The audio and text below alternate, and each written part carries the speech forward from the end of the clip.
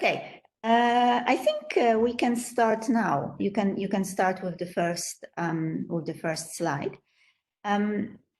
So what I thought about, yeah. So just give me a second. Yeah, you can start doing it, and I'll just tell a little bit of the background. So, okay, I know that all of you have. Well, I don't know how many of you have actually watched and read the links that Juliana sent, but the idea is to talk about women and music in Sudan, and especially in relation to the revolution, the kind of uprising that happened in Sudan, political change that happened in last year. So have you all familiarized yourselves with the material? I will be referring to some of it. And I'm going to also, in the presentation, you will also see some links, video and music links, and you can look at them you can look at them later on. You'll also see some visuals, and these visuals are mainly photos that I took in Khartoum during the last 2 times that I went there to do fieldwork research for this particular project that I will introduce to you today. So you will see some art that was produced during the revolution. Okay, so Julian, I don't know, are we ready? Oh, we are ready, yeah? Does everybody see the PDF? Yes. Okay. Yes. Okay, great. Kasia, just tell me when to change slides, and I'll just do that for you. Okay, so we'll start with the first one. So the title, as you see, I put Revolution and Music, Women Singing Out in Sudan. And you see that's actually a drawing or a painting that was made. And it became sort of an icon for the revolution in Sudan, but then in Khartoum in particular. Do you know who this is? Who are they depicting? I don't know if any of you recognizes the person, maybe from what you've read, and also the video, the documentary that you are going to watch. Isn't she the girl that is she a young woman or more middle-aged? I forget. I remember what. I don't know which one you're talking about, but this one is a young woman. Okay, yeah, and she was standing on top of a truck, I believe, right? And she was like in front of a whole crowd. I forget her name. But yeah. Alia. And I remember it was a really famous picture. Exactly. So this was a picture. This was a sort of a woman, a young woman. She's probably a little bit. She's probably your age, more or less. She's in her early 20s, and she's a student like you are. And during the protests in Khartoum that were happening from December 2018 till June last year, 2019, when the sit-in that was organized in Khartoum got crushed by the military, but it also produced a change because the leader of Sudan, Omar Bashir, was of course removed, and now we have a different civilian transitional rule in place. But the revolution is not finished completely. This was a photo that was taken before the crackdown in June, and it was just a normal woman, young woman, who was participating in the protests. And at some point, she got up and she was wearing this beautiful top, this beautiful dress that you see here, white dress, that women wear in Sudan traditionally. And she started singing. And many people reacted to it, and someone took a photo, and this photo went viral, and then she became the symbol of the revolution. Even though she was not an activist, she was never really engaged in political movements before that. She was really an accidental hero that emerged from the revolution. And interestingly, during the revolution, there were many of those accidental heroes, mainly women. that became sort of symbols of the revolution. And the documentary that you watched, or if you haven't watched, you can watch it, talks about the role of women in the revolution. In the media, it was very much portrayed as if women were at the forefront of the revolution and young people were at the front of the revolution. This was not exactly the case. It was a little bit more complicated than that. Women were part of the protests. Young women definitely were there on the streets. But in some ways, especially Western media was portraying this as something very unusual for a place like Sudan. Whereas if you look into the history of Sudanese movement, of gender relations in Sudan more generally, women were always there, present in public spaces, even though the public space was limited, the political space of women's participation was limited. Women were always there. And if you, in fact, Sudan has one of the highest participation of women in the parliament and in the government, even before the change. So, so these images that you see from the revolution were slightly manipulated. And that's the beauty of image. You can manipulate it and you can tell different stories. So I wanted to give you this as a little bit of a background. And now I'll go more into the story of our research project and some of the discussion of what we have been looking at in terms of women and participation, especially of women musicians in the Sudanese history and specifically at the revolution. Okay, Juliana, we can go to the next. And we can go to the next slide. And in fact, we can even go to the third slide, which is, we look at art and artists in the revolution. So, so on this slide, I put in some of the sort of key elements also that came out from this revolutionary period. Last year, apart from women who gained attention of Western media or media in general, and also due to the fact that a lot of these images were circulating through the social media. So different narratives about participation of women were being made.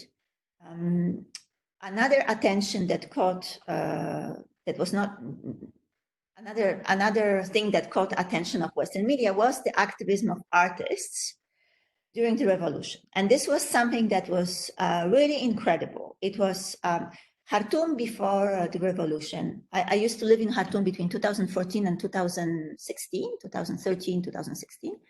And at that time, even at that time, you could see that public art or art in public spaces was rather uncommon. You could see some places where especially institutes, cultural institutes such as Goethe Institute or British Council or Institut Français were trying to encourage some artistic expression. But in general, you wouldn't really see art in public spaces.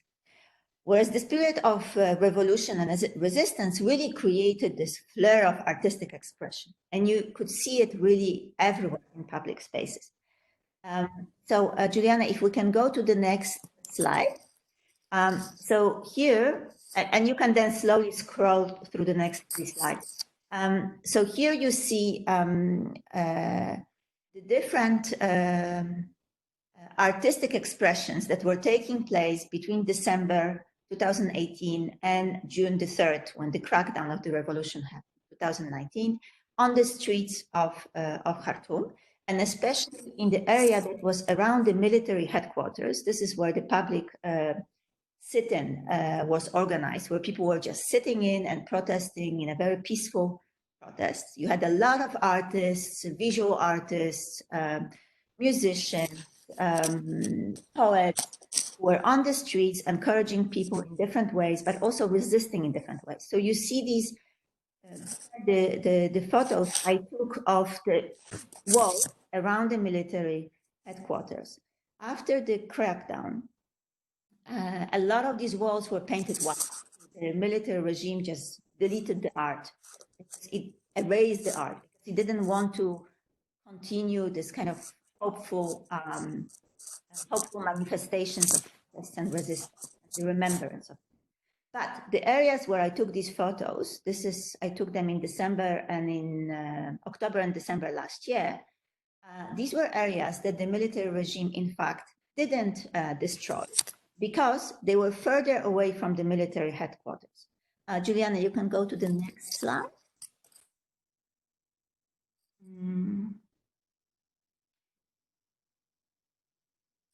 Can you see it?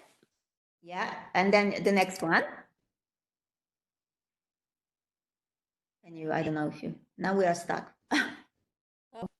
So I'm scrolling. It's taking a bit of time to follow, maybe. Okay, so that's the next one. You will see a lot of these images have a reference to the nation of Sudan, so the flag of Sudan. But in fact, the flag that you see, this is not the current flag of Sudan, but this was the old flag of Sudan. So there was this also visual narrative in these protests, showing that we don't want the Sudan under the Islamist regime of Omar Bashir, but we want a new civil rule, democratic Sudan, and they were referring to these different colors of Sudan. So Juliana, we can go to the next one. The one with text, research project. No, I think on the screen we still see the second. They are still, okay, this is the third one. We see the third one with the images now. So you see there was also quite a lot of women artists, female artists who are drawing, and a lot of also references to the role of women in the revolution and how also women were, of course, representing the state. So for many countries, the nation is associated with a woman on the kind of motherland and so on and so forth. So there were also kind of gendered discourses about the space. Okay, Juliana, maybe the last one now. Okay, the last visual. I think the computer's having trouble keeping up with what I'm doing. So sorry. That's fine. Okay, we see this one now. So this one that you see, okay, one before that, if we can, because now you're on the text. Yeah, I did that like 2 minutes ago. It's just really slow. So I have no control. Actually happening right now. Sorry. Okay, but this is okay. We have a good one now. So, for example, this one that you see, this was actually an image that was produced by a young female rapper. So she's one of the few Sudanese young rapper musicians. And she just created this image of Sudanese women and the role of Sudanese women in the nation building project. And you saw the old flag of Sudan, the colors, the yellows and the blue. And then also in the background, there were some pyramids. In Sudan, you have pyramids, so we're kind of referring to this concept of Kandaka, which were the Nubian queens. The Kandakas were the Nubian queens during in Egypt, these were the pharaonic times, and in Sudan, we had the era of pharaohs as well that preceded Egyptian pharaonic times, and the queens from that period were called Kandakas. And what was interesting during the revolution last year, a lot of women, so for example, the image of Aliyah that you saw at the beginning of the talk, were referred to as Kandakas, as the warrior queens. And it became something very predominant in the discourse about women's participation in the revolution, and especially women's artists in the revolution. Okay, we can go to the text now. Okay. But so this is a little bit of the background. And I'll skip few of the things about the research project. I'll tell you a very brief of this, and because I want to save more time for a discussion. As I told you, I've been doing research in Sudan and in South Sudan for a long time on different aspects. But last year, with a group of colleagues of mine, we've decided to look at how creative practice, how different art practices relate to music dance mobilities in Sudan and Laos and in the diasporas. So this is more of a collaborative project. what I will tell you about today is the Sudan part of the project. And in this project, we are looking at the role of, there are two sub-projects. One is based in Sudan and another one is working with Sudanese diasporas, mainly in the UK and in Holland. And working with musicians, Sudanese musicians. Okay, we can go to the next slide. I don't know where you are. Oh yeah, very good. No, next, sorry, Juliana, next slide if you can. So Sudan is case study. Exactly, yes. Okay, I'm on it now. I hope you can see that too. I think I this now, because I'm also, oh no, we still don't see it yet, but it will come. So in the Sudan case study, we're looking at musicians working in diaspora, but also musicians, mainly women in Sudan, and looking at how, as musicians, they are creating, they are contributing to this concept of belonging, citizenship, and rights expressed through creative practice. How they are also creating a different vision of the nation, and what are they protesting, what are they advocating for. So this is the focus of our project, and we've been doing this work. I've been doing this work in Sudan with a Sudanese colleague of mine who is an anthropologist, Azza, and a colleague of mine, Kathy Wilcock. We can go to the next slide, Juliana. Has been working with the Sudanese diaspora musicians in Holland and in the UK, as I said. Okay, and if we can move to the next slide, if you... Methodology. That's right, methodology. Mm-hmm. So just to tell you in 2 words how we've been doing this research. So we are anthropologists, and a colleague of ours who's working in the Lao case study, he's a geographer, but we look for you're all a business and computer science majors, so you might not be familiar with these methods that we use, but we're sort of following these musicians, talking to them, looking at their life stories, how they have gotten into music, and why are they producing this type of music that it's kind of very, activist oriented, that is trying to change the understanding of what it means to be a Sudanese citizenship. So we're also doing ethnography, so following their lives in the places where they work, but also over internet, kind of digital ethnography.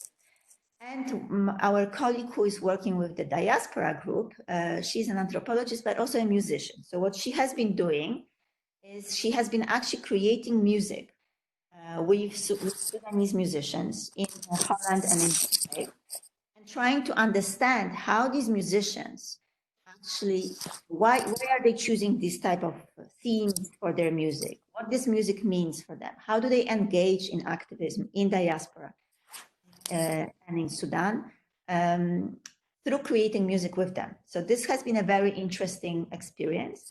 And she's been also doing it digitally, because many of these musicians are based in different places in diaspora. Some of them are in the Gulf, some of them are in the UK, some of them are in the US, some of them are in Germany, some of them are still in Sudan. So a lot of musicians, which has been a very interesting process in the revolution last year, have been creating revolutionary songs, and kind of songs that aimed at encouraging the resistance, encouraging the protest through digital collaboration. So that people were creating songs over WhatsApp.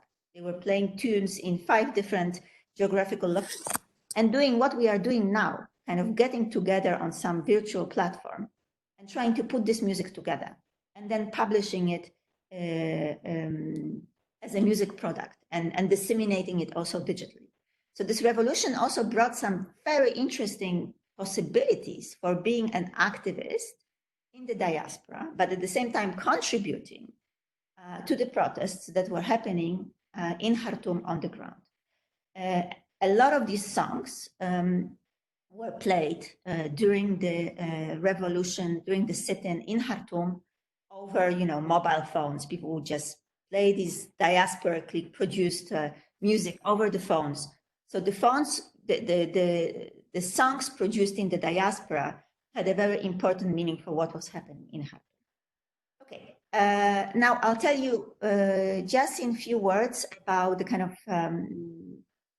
history of women musicians in Sudan, because I think that's important to understand. And you can also look at the links. I think Juliana can share with you some of the internet links that I sent of the visual artists, for example. I think you had there Asil Diab, who was very influential in producing some of the art, cartoon art and murals during the revolution. There's also links to Nancy Ajash, who is a very famous musician, Sudanese musician working in the diaspora, but she played a very important role during the revolutionary process with her music. You also have Zuzita. We'll come back to Zuzita in a second, because that's, I'll close with her. So let me see where you are now. Okay, can we go to the next slide, Juliana? That's the slide with diaspora music and Sudan's revolution. So we already started talking about this. Sudan Sudan became independent as a nation in 1956, and then and it had different types of regimes since then. But what is important for our conversation is that in 1989, the Islamist coup d'etat happened. And since then, till last year, Sudan was ruled under the Islamist regime of Omar Bashir. Before 1989, the music scene was very active in Sudan, and you had different types of genres of music. You had, jazz clubs in Khartoum. You had musicians playing Western tunes, musicians playing kind of so-called, producing their own music of mixtures of Sudanese traditional music, Western music, jazz music, classical music, very active. And on this slide, you see some of the kind of key people during this time. But since 1989, the space for public performances really closed. So a lot of musicians couldn't perform. The clubs were closed, the public performances were banned. Music still played a role, but more in terms of kind of praising the regime and in military music, but not the sort of any genre of music. It was not allowed to play. So many musicians went into exile. And if you look at the history of Sudanese music, a lot of it is referring to men musicians. So like Mohamed Wardi, Hoji Ali Osman, Mahmoud Abdulaziz, these are the kind of big names of Sudanese music who was then produced in exile. Okay, Juliana, we can go to the next. Okay. I think what is often forgotten from these discussions is the role of women in the music scene in Sudan.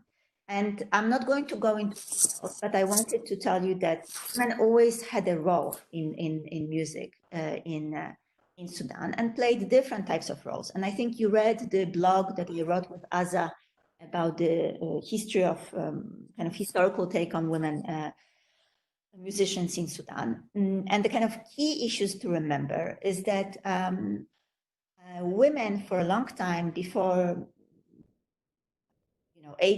17, 18, 19 women always played so-called women's tune, which was a kind of a 3-beat on a daluka. And you see a photo of this musician on top of it. And I think, I'm sure, I can't remember who of you is in Libya, but the Libyan colleague, I'm sure this is also familiar, because this is also something that you find in other places in African or more kind of North African countries. Women playing on the daluka, on this instrument, beating a 3-beat tone. And mainly this music was played by slave women in Sudan, and they were called Ranaya. And then later in the 20th century, this music became much more prominent in the urban spaces of Khartoum and in other bigger cities in Sudan.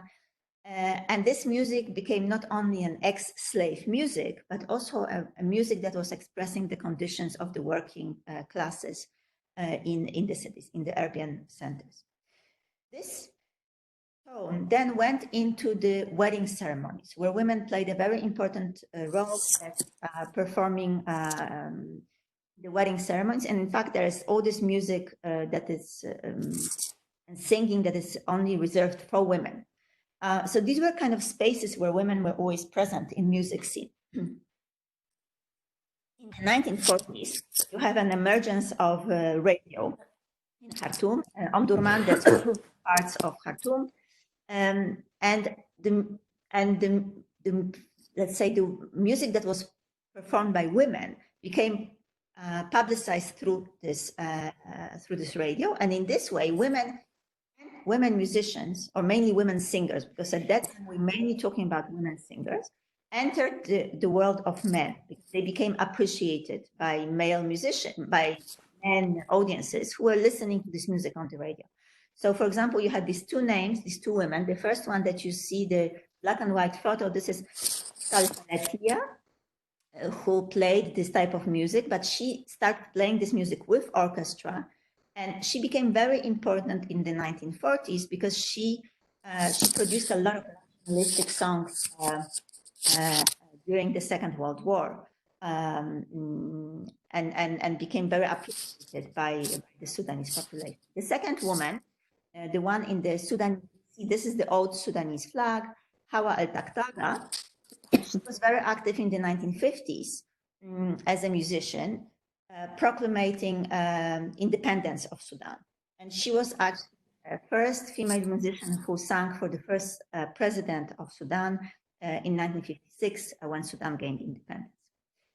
In these years, what we also see is this movement from Ranaya, so the ex-slave women, kind of the concept of Ranaya as a singer, to fananas. Fananas meaning artists. So these women are no longer seen as just singers performing in weddings or in kind of more private spaces, but they are becoming fananas. They are becoming artists.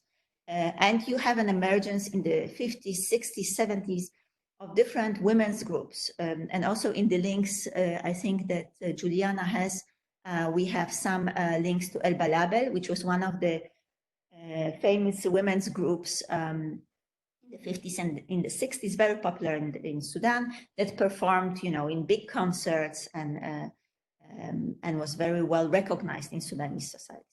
We can go to the next slide, Juliana. So this is, all of this has been very active. So as you see, women have always been active in music in different ways, although it took time for them to enter this space. But in 1989, when the Islamist coup happens, and I already mentioned this to you, that a lot of musicians then couldn't perform in public spaces anymore, and they emigrated to exile. For women, it becomes even more difficult because there is an imposition of Sharia law that constrains women's movement, constrains women's dress code. In 1999, we have a public order law that is introduced that talks about decent women clothing. So, for example, women are not allowed to wear anymore trousers in public and are punished for indecent behavior. And indecent behavior is also performing music in public spaces outside. So in many ways, you have this kind of constraining space for women musicians. And women's music is also, during that time, becomes much more political in a sense.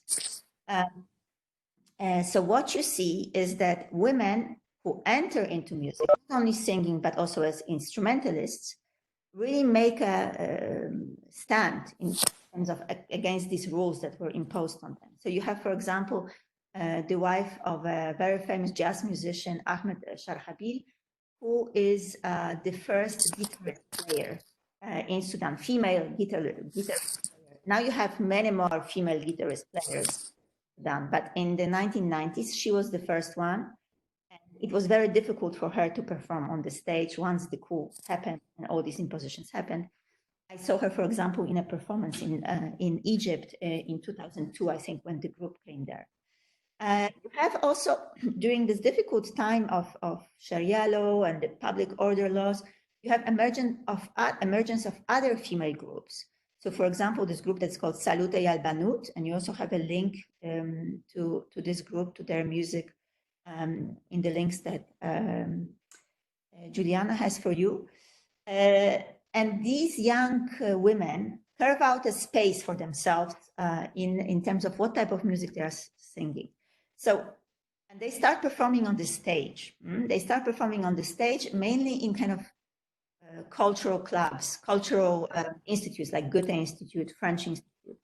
And you can see the quotation here from one of the members of the Banut, who is now also a singer.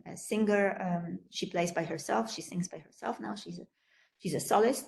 And she says, we are not just singing. We want to change what's happening, not just in Sudan, everywhere where women are put down and told not to speak up. We want to change that. So you see that women musicians see themselves as very political and activists in their role of singing. So standing up on the stage, playing an instrument, for example, guitar, bass, that is considered a very male instrument, they are making these political stands. Okay, so let's go to the next slide, and that we're going to kind of finish this discussion. So as I told you, this continues also to this last year, this revolution phase of the next of Sudan, and women during the revolution time, the sit-in. Diana, I don't know if you can switch to the next one. I'm currently on the role of women and music in the revolution. Okay, fine. We're still not there on the. No, it takes time. There's a lag. Yeah, no problem. Okay, it's there, I think. Not yet, maybe. So women in the revolution play a very important role, and you see during the Khartoum, during the sit-in in Khartoum, women groups performing on the streets. Women singing, women speaking up, women producing different types of not only music but also different types of arts. And Dia, you have a link to her work. This is you see that, but also women in the diaspora, and this is what I want to finish with. So, Juliana, you can. Okay, so here you have the poster. Also. Well, the mural that was also painted by a woman, by a woman artist, and this kind of slogan of a woman's voice is revolutionary, is revolution. And we can go to the next slide. Yep. Women. Okay, that's right. So you have some examples of these women musicians, and one of them is Zuzita, who wasn't really in Khartoum at the time of the revolution. She's actually a musician who used to play in the band of one of the very famous Sudanese musicians who went into exile, Mohammed Wardi. I told you about him before. She used to play in his band. And when the revolution happened, her brother, she lives in I think in the Emirates, and her brother said to her, you have to use what you have as a weapon to participate also in this movement, even though you're not in Khartoum, you're not present there, but you can actually participate in the political change in Sudan. And a guitar is your weapon. She plays a guitar and she also sings. And he said, your voice is your song. Your voice is your weapon. You have to do something with this. And here you have a link to a song that she produced for the revolution. She produced it in Emirates, recorded it, and sent it. And this song became one of the main videos and songs played on the streets of Khartoum during the revolution. You can listen to it later on. It's very moving. It's very dramatic. It shows you. It's an old songs of Wardi that she kind of plays around with, and reinterprets it for the current situation. So we can show the last slide. So this project is ongoing. I still haven't finished it, and it kind of links to a wider research project that I'm doing. And you have a link to this project here, so you can learn more about it if you are interested. Okay, I talked for far too long, but okay, we have some time for discussion. Thank you, Kasia. Yeah, and I can turn off my video, so maybe that's better for you. So thanks for preparing that slideshow, first of all. It really was a thorough overview of your research and some of the questions that maybe we can all talk about now. Can you all unmute yourselves? Which is my favorite thing to do. Mute all. Okay, great. So we're all back in audio form. I think we'll keep our videos off, maybe, except for you, Kasia, if you don't mind. Yeah, sure. So any questions about anything? I have some questions, but I'm going to let students sort of speak first. If we could do things in a civilized manner, you have a little hand that you can raise, which is very useful. So when you want to say something, maybe raise your hand. Oh, there you go. Moya said, go for it.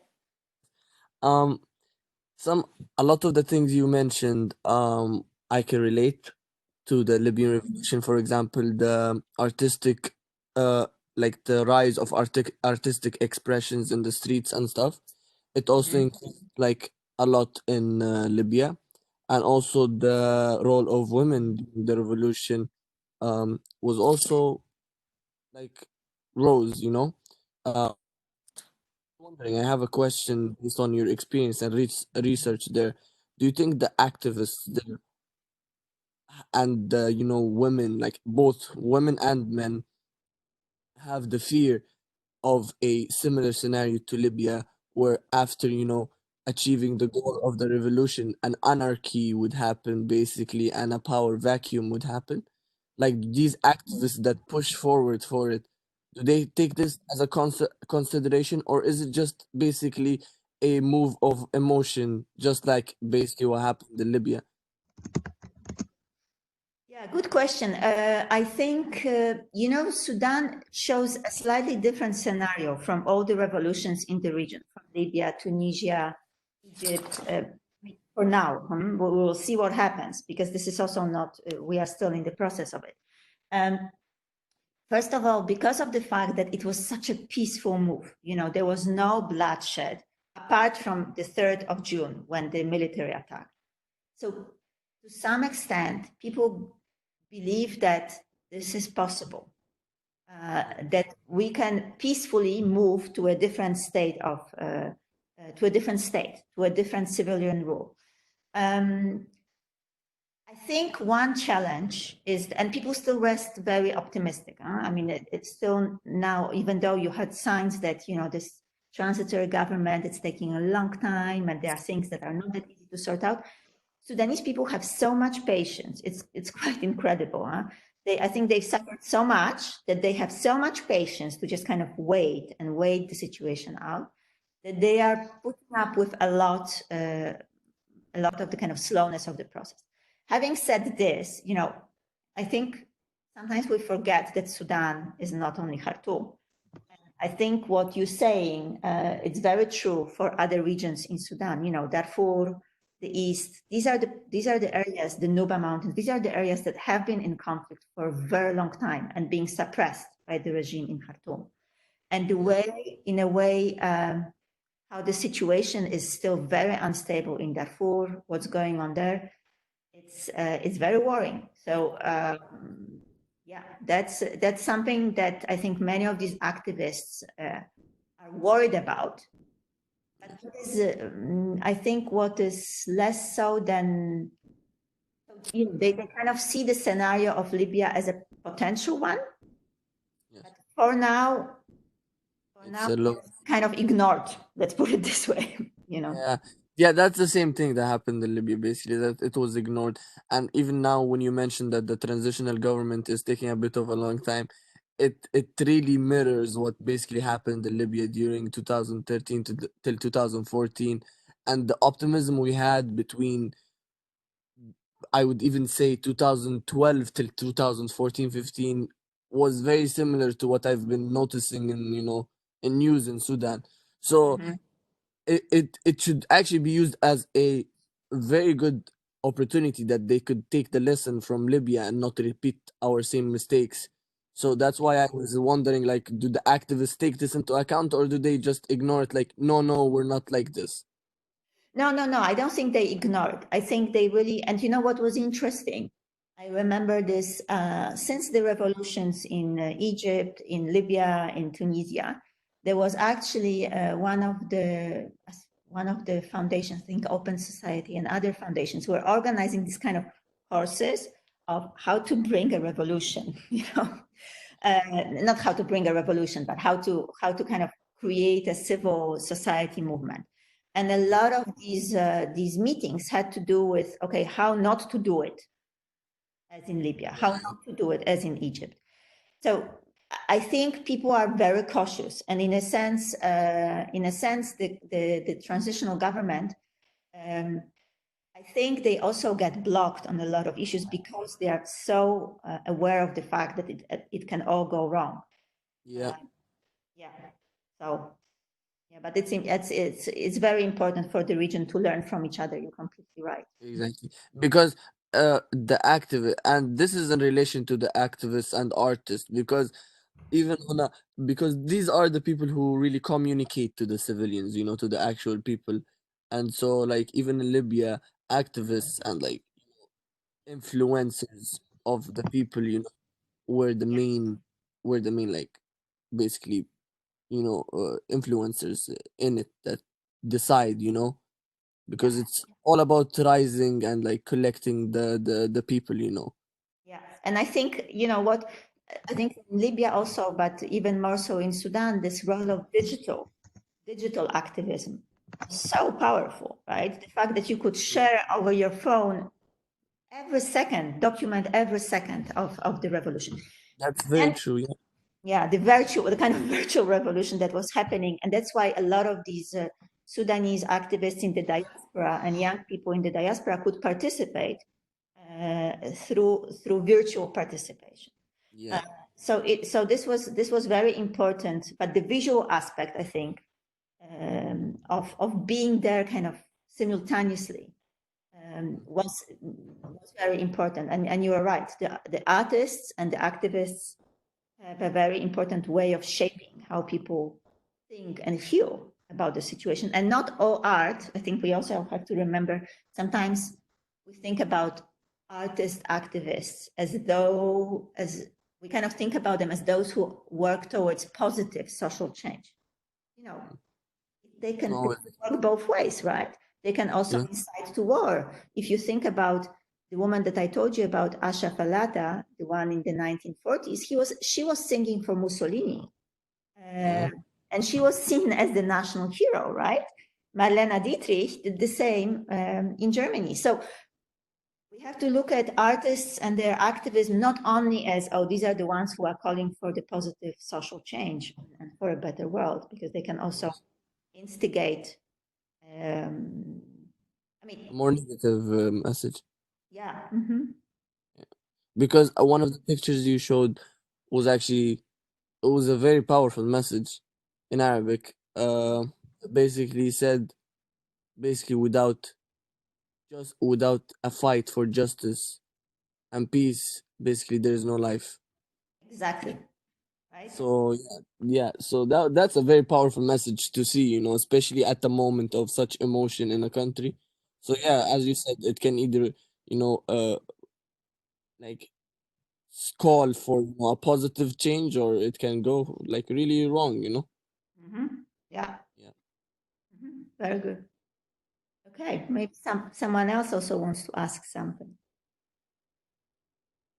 I don't really have a question, but it's just some information I can share from my background and a little um, crisis and problems we had with revolution.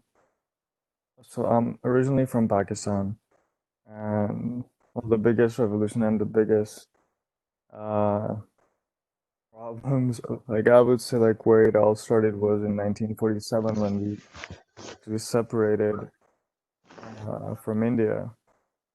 It was the separation of both countries. That's where it pretty much all started, and nothing was stable, of course, because India never wanted, and India and the British, they never wanted Pakistan to become an independent state. Um, but after that, a lot of leaders came. They tried their best to stabilize the country and come in power, so the neighboring countries can finally stop imposing things on us and stop um, having war with us. So this was back in forgot the exact date, but back in 2009, when we were having new elections and we were gonna have a new president, and this was going to be the first time in the history of Pakistan that we were gonna get a female president. And the campaigns were running, the elections were not far, and this incredible woman that stood up, her name was I really forgot her name right now.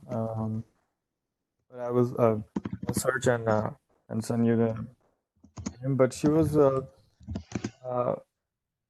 from the family of the people who were actually um, running the country before her. But she had a different ideology. She wanted things differently in Pakistan. She was not corrupt as the other ones, and everything was running smoothly. She was about to uh, get chosen as the president and get elected. But the day she had her last speech and her last interaction with the public, and everyone came out on the streets because everyone was actually really excited and really happy for this to become a reality because our country suffered so much. Like if you search for Pakistan, all you're gonna see is just bad things, act of terrorism, this and that, war. That's all the country has seen. So everyone had hope, and we were finally going there, and everyone was actually happy we were having a female uh, president for the first time in the history. But after this speech, when she was going home, there were so many people on the street cheering her up and so happy, and she just came out of the car to cheer back and respond to people, and that's when she got shot on spot. So that was quite like a really powerful thing that happened in Pakistan because, first of all, as you know, in the Muslim world, in most of the countries, there's this image that manpower, that everything is man and women are just for kitchen and home and this and that. But I'm proud to say that back home in Pakistan, we never had this ideology. But it was still quite empowering because back then, as the revolution and the separation happened, we were in war pretty much all the time. So it was kind of manpower. But this was actually bringing the country towards such success and some corruptless government, and everything seemed so good because she was actually very good friends with uh, like the royal family, the UK, and also Princess Diana. So they had some really good connections, and everything was coming along finally. But yeah, literally a few days before the elections, last speech, she came out to cheer people because they were cheering her, and got just shot on spot. And after that, no one had the courage to stand up for the presidential election again because they were scared that now that the view we have in the world and how the country is right now, it's never going to happen, and it's going to be the same fate for the next woman who stands up.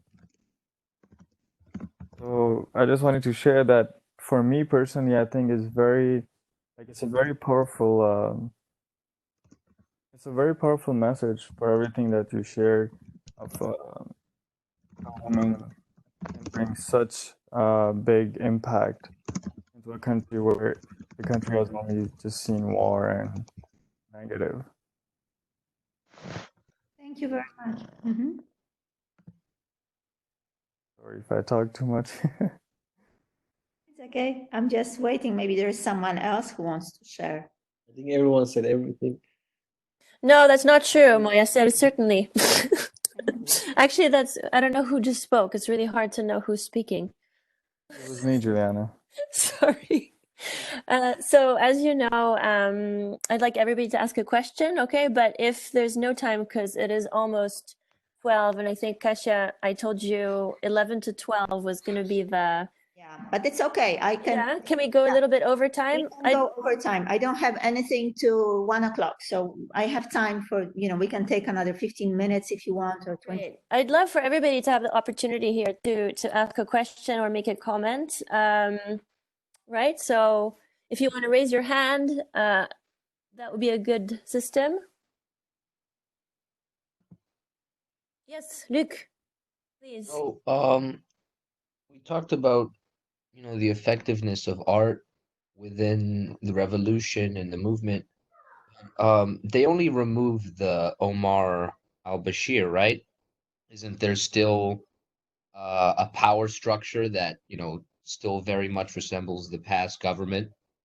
And how the Sudanese look to the horizon, like what is their plan, to keep their movement alive, No, they've actually have been very good at dismantling the structure of power. So, so at the beginning, when they removed Omar Bashir, the situation was not very clear. Okay, we remove him, and then what? And the kind of transition that went into first was really a military government, which what was very interesting, the civilian population, the civilians who were there was this association that is called the Sudanese Professionals Association, and they were kind of behind the whole revolutionary movement. They said, we don't agree with this. This is not the way we had things in mind. So it's not enough to remove Bashir. We really need to have a transitional government. And they pushed for it very, very hard. It took some time. And from at the beginning, there was one general replaced by another, and so on and so forth. And then finally, they agreed as this coalition, transitional coalition, that there would be a civilian rule. So the president that is put in place now is a civilian, someone who comes from really outside of the regime. And in terms of the government structures, they really started dismantling them. So, so a lot of the ministers were replaced, coming from people who had nothing to do with the regime. But I think, and for example, some of the key places, such as the national security, because these are the apparatuses that are really behind the regime, the security forces, the national security, the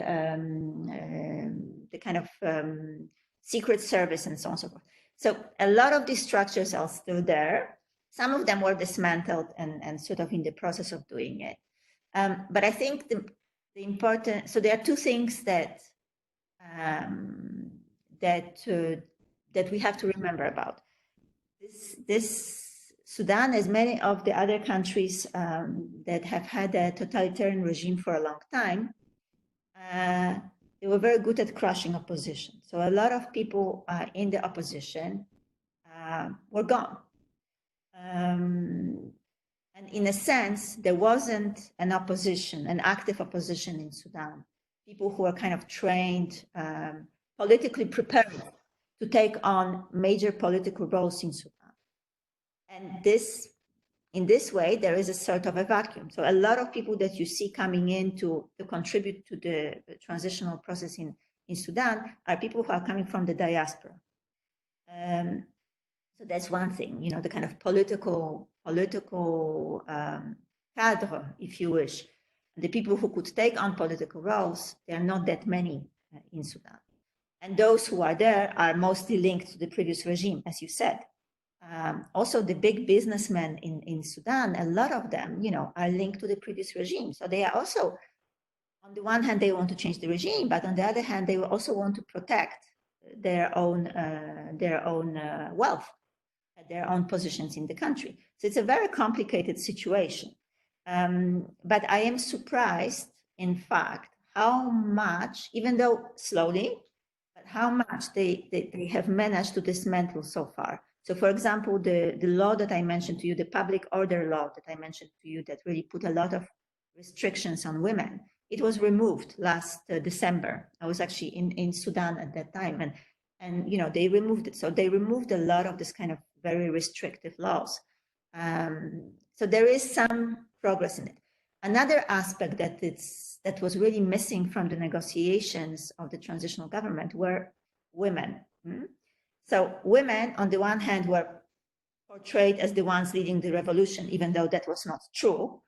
They were there, but they were not necessarily leading the revolution.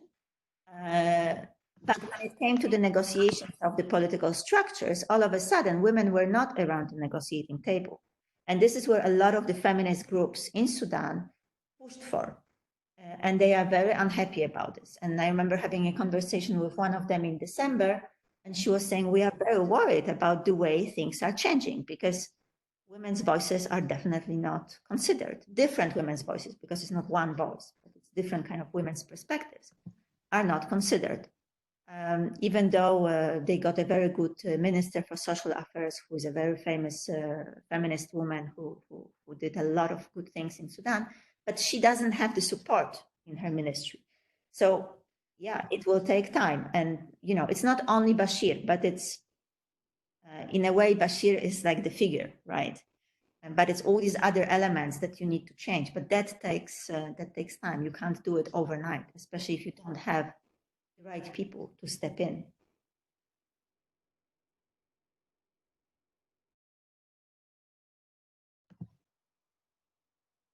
Thank you. Thank you.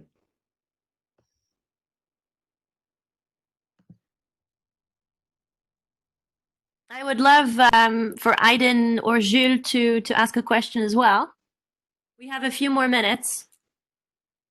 Or else I'll give you homework to do in writing. Actually, they said everything. Look, everybody wants to talk.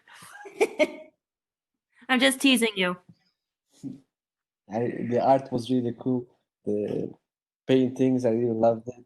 And the quote even, they really wanted to change what was happening in that time, not only in Sudan and everywhere else. Me, I really don't have a question because everyone asked everything, and I really loved the artwork, how they did everything. Yeah, I hope you can also listen to the songs. If Juliana, I think, gave you the links. Yeah, I'm gonna check the link after for sure. Yeah, check them out, because I think also the lyrics, even those of you who speak Arabic, you can listen to them in Arabic. I would be very interested to hear from our colleague from Libya, because the song by Zuzita is a very powerful one, and I wonder if in Libya you had something like this, but by a female artist, female musician. But you can also, some of the lyrics, you can get a translation. So if you don't speak Arabic, you can get a translation. And some of them are also produced in English. So you can listen to them in English, so you will understand them. Yeah, thank you. Thank you. I just want to say that I did share the links.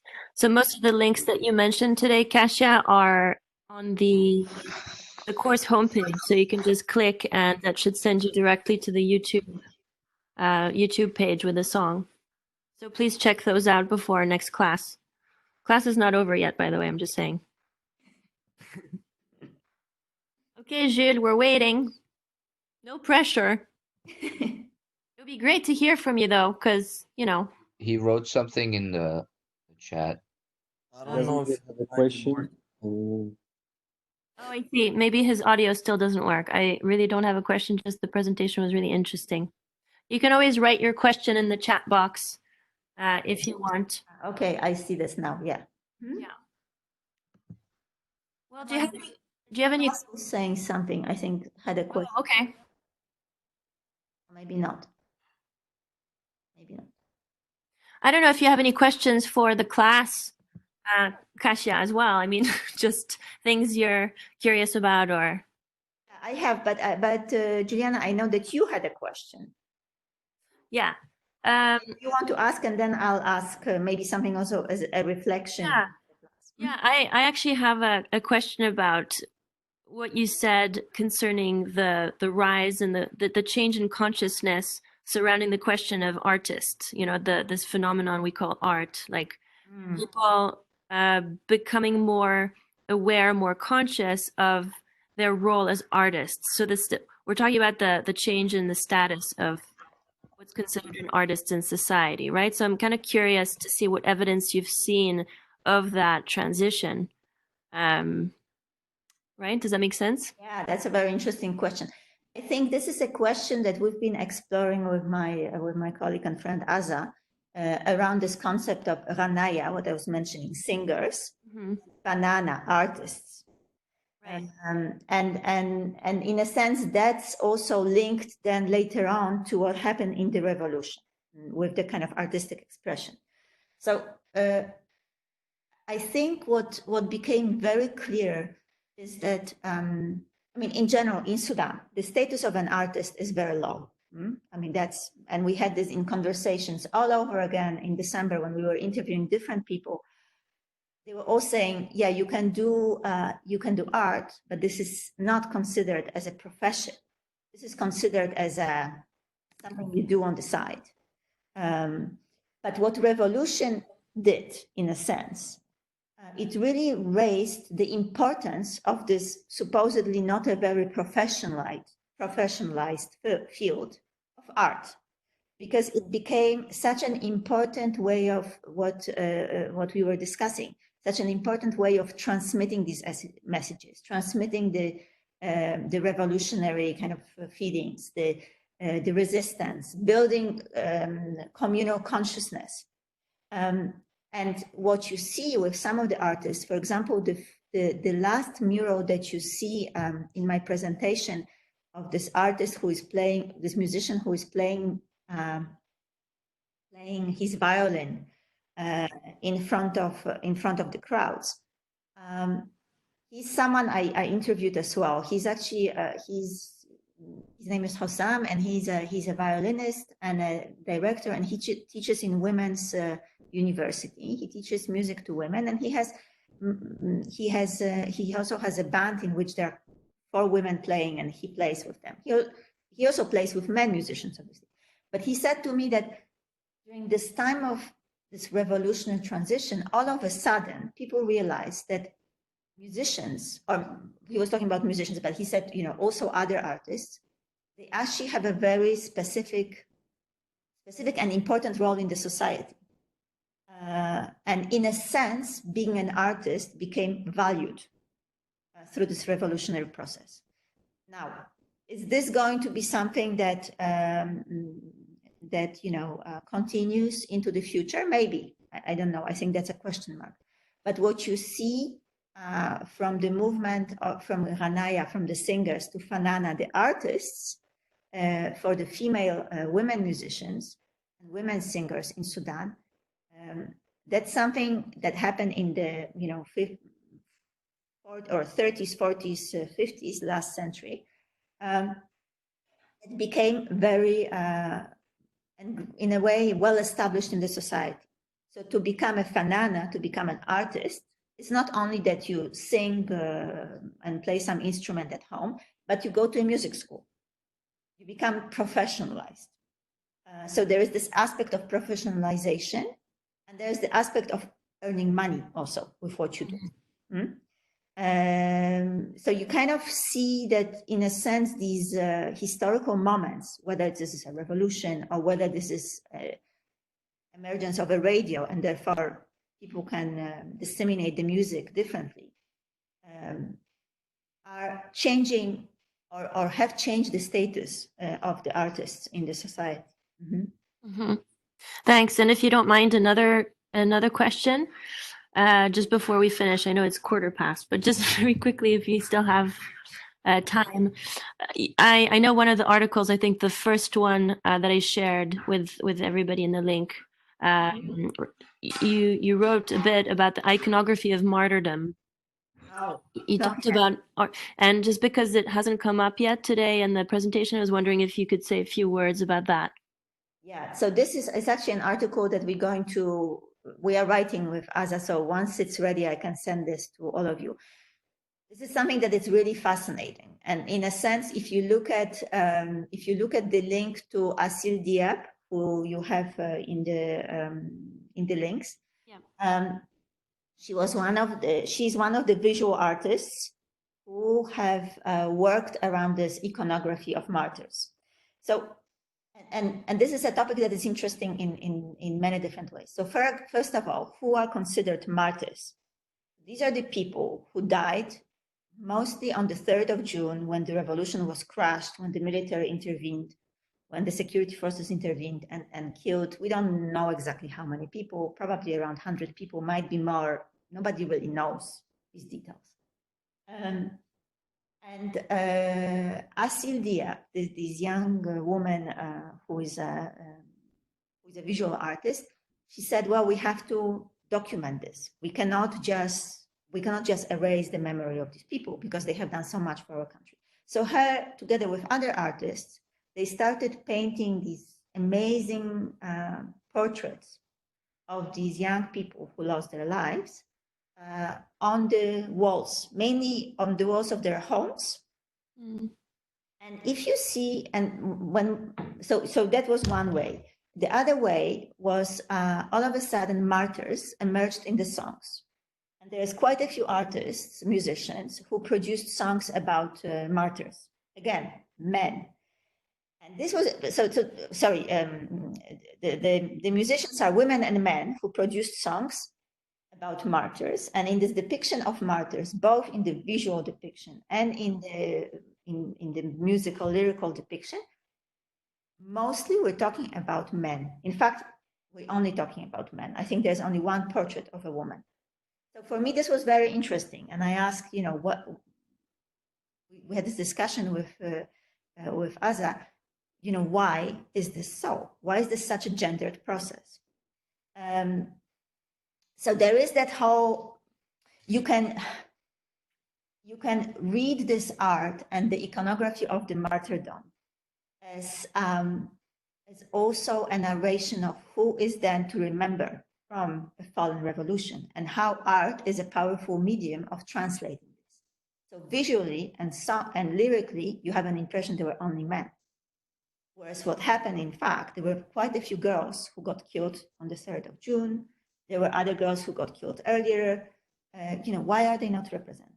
Why are they not visually and in songs represented? And in the songs, there's always this vision of women, of mothers, crying over the lives of their lost sons. So what we were talking about in the first conversation with Moyasser about also the danger of art and how artists sometimes, they also have a way of, they have a frame. And what they decide to put in the frame is also about personal choices. Mm-hmm. What is left out of the frame, if you don't know the situation, you don't know. But what is left out is also a very important narrative that tells us something about the kind of gendered nation and nation building processes, for example, in Sudan. So I know it's a bit of a complicated answer, but I think it's a very important topic. Mm. And I looked at it in relation to martyrdom in Poland during the Second World War. Mm. And I find this fascinating in terms of who was considered martyr in Poland. Mm-hmm. And it's mainly men, and I know from the stories of my grandmothers that, you could consider a lot of women as martyrs, but why are they not remembered in the same way? Yeah. Mm-hmm. Well, would you say that there's other categories of artistic production that are interesting to explore apart from martyrdom? Any major sort of topics or themes that you plan to explore perhaps in your future research? So what I'm exploring in the research that I mentioned on the last slide, in this research called Inspire, what I'm really interested in is how, and in a sense, that's the conversation that we've been having today, and also what Moyasser mentioned in relation to Libya, how artists influence activism, not of other artists, but of, you know, any type of kind of activist. And what is the link between the two? Because I think the link is not as straightforward as we might think. So that's something that I think it's really fascinating to explore. But also, that's something that has been already, let's say, well, I had an MA student who was working on this last year, how art is also being used now very much in the kind of developmental or human rights, by development or human rights organizations, in spreading messages in kind of, in a way, it's almost like a campaign, you know, even though they say, oh, this is arts-based approach and we are engaging with this artist, but it's about using art for very specific purposes. So that's a different type of link that I think it's really interesting to explore, you know, to what, how does this work? How art all of a sudden becomes a tool of propaganda, a tool of educational tool, or whatever other tool you can think of, programmatic tool. Yeah. Well, there's much to discuss, I think. So, thank you very much for your contribution to this class. You've made it so much more rich. And so, yeah, thank you very much. You're welcome. Thank you to all of you. Thank you very much. Thank you. May I share your contact details with the class, just in case there's a question that comes up or anything like that? Yes, of course. And if there is more, if people have more questions or are interested in a particular aspect, please let me know. I have, you know, I'm doing this research, so I have a lot of resources, and I'm happy to answer your questions. And yeah, I think in a sense, you know, I know many of you are locked in and locked down, but explore some of these really interesting, inspirational ways that artists have engaged with in these revolutionary processes. It will take you out of the lockdown. So so explore the songs, explore the art. Yeah, think creatively. And good luck with the class. Thank you. So the next, yeah, thank you so much, Kasia. I don't want to take up any more of your time. So if you want to go, I just have a few more classroom things to discuss. Okay. So good luck to everyone. Bye. Okay, thanks, Kasia. Bye. Thank you. See you soon. Bye. Thank you. Bye. So, thanks everybody for your contributions. I just want to remind you that the next assignment, sorry, I don't know how you feel about this class in terms of assignment giving. It seems like I'm giving you a lot of work for this class. Is that an accurate assessment of the situation, or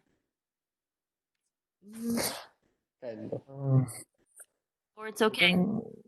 I think it's fine. It's fine. Yeah, No just problem. sometimes yeah, no, it's fine actually. It's just the material that we have to read and watch. It's just kind of a lot of information to process with everything that is going on around. But yeah, no, it's good. I realize that we're all kind of, you know, thinking, you know, we're all trying to survive on some level, right? Because we're stressed and all and so on. It's just very exhausting to have that every day, you know. So yeah. Well, I hope the work that I'm giving you will provide some escape or some respite or some inspiration, especially the creative things that I'm giving you. As you know, that's what I'm trying to do in this class, and maybe it's an illusion I'm having, but you know, hopefully, my hope is that the experiential component of the class will sort of take you out a little bit from inside your head and and have you do something creative that'll make you feel more connected somehow with others and put you in touch with yourself. Which I think which was in my personal advocacy statement. So that's sort of my intention with that. But just if you could go to your course homepages real quick now, if you don't have those up, I just want to show you all the links that I've put up there since our last class. You'll see a bunch of names at the end of week 2, the list for week 2. So Ahmed Amin, Asil Diab, Salute and Banot, and the list kind of goes on. There's like 6 different links. These are all the musical links that Kasia mentioned in her talk. And I'd like you to check them out. If you want to see, there's a lot of, which, Arabic speakers are an advantage here, obviously, because they can understand the musical lyrics in the original, but there are captions also for those of us who aren't fluent in Arabic. And there's also a few video links that have interviews with artists and so on. So I hope those will be interesting. So my plan is to follow up on these different links with you during our next class on Tuesday to just sort of see what you found was interesting about these links. And I would also have you prepare what I call a protest song presentation. So as a way of following up on Kasia's discussion today, I'd like you to find one protest song pertaining to an aspect of human rights. It could be something about survival. It could be something about resisting. It'll be something about open protest and kind of taking on the government in an adversary way, for example. It could be many things. There's many different kinds of protest song. So I'd like you to choose a song, maybe from the country that you're in right now, if that seems interesting to you. I'd like you to situate it historically a little bit for the class, because not all of us might be familiar with exactly the context in which this song was written and was performed. And certainly protest songs are written and performed in order to have an impact, right? So if you could talk a little bit about the social impact as well. Situate it within an appropriate socio-political context. If you could share the lyrics with you in a slide and analyze the text of the song a little bit, that would be wonderful. So that's sort of the next presentation assignment that I've planned for next Tuesday. How does that sound? That's a good question. Yes. So we can basically choose any song, right? So you can choose any protest song, but I mean, what is your understanding? I guess it has to do with your understanding of what is protest, right? So what would be your understanding of protest music? I mean, depending on what kind of protest we're gonna talk about, whether it's something modern or something from back in the days, but I would say to stand up for something that you're not okay with, or something that is unjust. Mm-hmm. For me, the meaning of protest is this: to stand up for unjust acts and for justice. Yeah, I mean, that certainly makes a lot of sense. So if you find an example of that kind of song, Yeah. that would be great. Okay. I have a long list of examples of protest songs that I can share in a Word document. It's just a whole bunch of links, but I'd like you to find your own example. I'm happy to share it now, though, so that you can sort of see. I'm I sure I already have one. I'm sure you can From easily the current find. situation. Yeah. Yeah, I mean, I'm sure you're sort of familiar with ways of finding examples of protest music. But just let me know if you'd like me to share.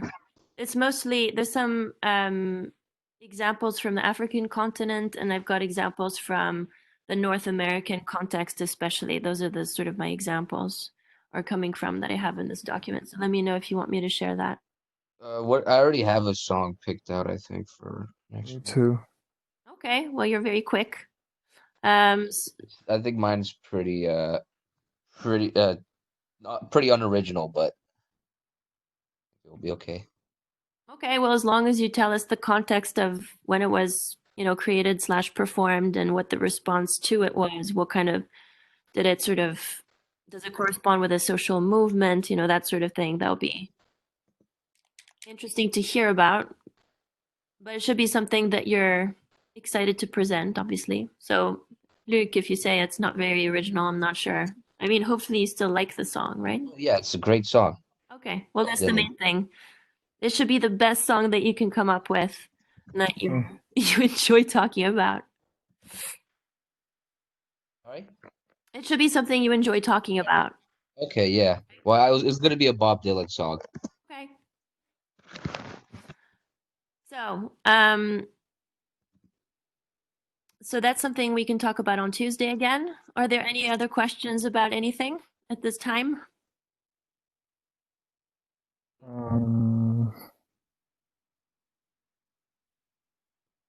I think it's good. It can be in any language, yeah? Or no? Yeah, it can be in any language either. Yeah, so if that's a really good question. So it can be in any language. However, if it is in a language other than English, if you could provide a translation of the lyrics into English so that everybody can have Right. a sense of what the lyrics are, right? Is that okay? Okay. Can the translation be approximate? Because sometimes, especially with more complex languages such as like Arabic or like, Yeah. I mean, they do a direct translation. It would be more of a, approximate. Yeah, there's a lot of poetic language that's impossible to translate, right? You could argue. But if you put it into Google Translate even, that will give us a sense of, what we're talking about. And then you could maybe explain, okay, this word is not really accurate because it should actually be more like this. So you can explain the translation in terms of the subtleties of language. Okay. Sure, yeah. Okay. Is that clear for next time? Miss Jules asked me to ask you to check the chat. He asked a question. We have to explain the context of the song. Yes, so what I mean by context is, yes, so why the artist wrote the song. So in response to what kind of, what was going on in the artist's life, in the artist's society at that time that would have prompted the creation of that song and the performance of that song. What and how the meaning of this song changed over time, maybe also, like, maybe something like Bob Dylan's music is still powerful today because it sort of embodies a spirit of protest. But if you think of when Bob Dylan was writing, he was responding to very specific things during the 60s and 70s.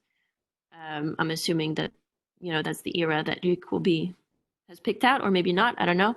But yeah, so look at the context. That's what I mean by context, sort of when it was created, for whom, in response to what, and then maybe think of how the meaning of the song has changed over time, if it's lost any of its power, if you listen to it today, that kind of question. That's clearer now. Okay, great. Well, I really look forward to our next discussion about protest music. I look forward to finding out about all sorts of different types of protest song. And please check out the links that Kasia provided, and we can talk about those as well. Yeah. All right. Thank you, everybody. Thank you. See you Tuesday. Bye. Okay, bye. Bye.